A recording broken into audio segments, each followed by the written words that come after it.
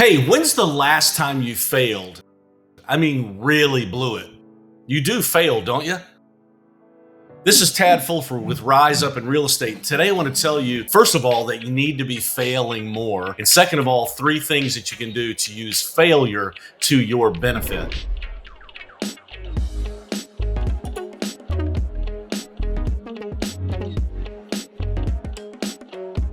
Great success can come if you learn how to do these 3 things with failure. So hopefully you're taking enough chances. You're taking enough shots, as they say. You are reaching for the stars with your actions, your activities, your goals, your aspirations. You're pushing yourself. If you're not pushing yourself, if you're not trying the hard thing, you're probably not failing very much. Evaluate, how much did you fail in 2023? I mean, really fail, like that you had your mind set on something and you just fell short. Well, I want to say to you first, congratulations for failing. Congratulations for meeting life's best teacher. I'm going to tell you right now, though, there's 3 things that you need to do with that failure in 2024 to make sure that you use it for your benefit. Number 1, you need to expect it.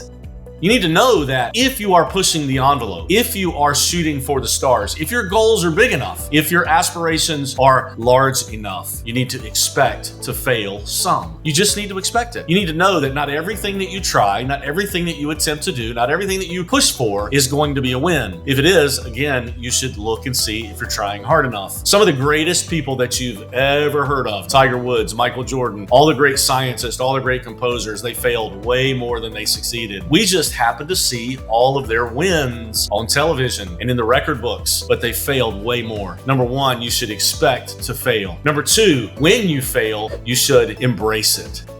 You should say, hey, I set that goal high enough. You need to say, I'm proud of myself for trying. You need to say, here it is, failure. Now let's look at this straight in the eye and say, I accept you. Don't make excuses. Don't look to blame like we so often do in our world today. Don't try to pass the buck. Don't be disappointed in yourself or get your feelings hurt that you didn't reach your expectations. Just embrace it and say, hey, I knew it was coming. I knew that it was going to happen. Eventually it was going to happen. Take a minute, sit there, embrace it, and then move forward. So number 1, you should expect to fail. Number 2, you should embrace it when it happens. And number 3, and probably most importantly, you need to evaluate it.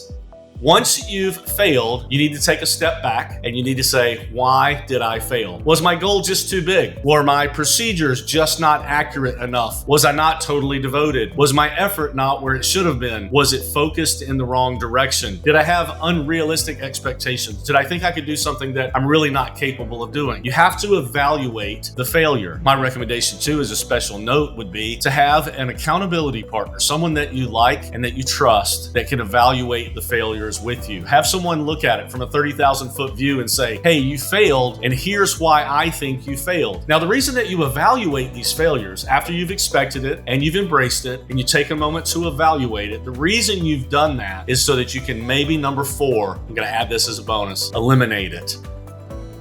You don't want to repeat failures over and over. I have 6 children. I find myself saying to them, if they make a mistake once, it's okay. If they make it twice, maybe it's fine. But if it becomes a pattern, if they decide that they've evaluated it and they're not going to correct it, if they're not going to eliminate that activity, then you have a problem. Failures that become habits are what lead down a rabbit hole of failure or failed lifestyle. So now that you've expected it and embraced it, you've decided you're going to evaluate it and you're going to eliminate it, just do yourself a favor in 2024. Look at failure straight in the eye and say, thank you for teaching me that lesson. I'm going to move forward a better person, a better realtor, a better salesperson, a better husband, a better spouse, a better child, or whatever it might be, and move forward in 2024 using failure as a tool to success. This is Tad Fulford with Rise Up in Real Estate, and I hope this video helps you rise up.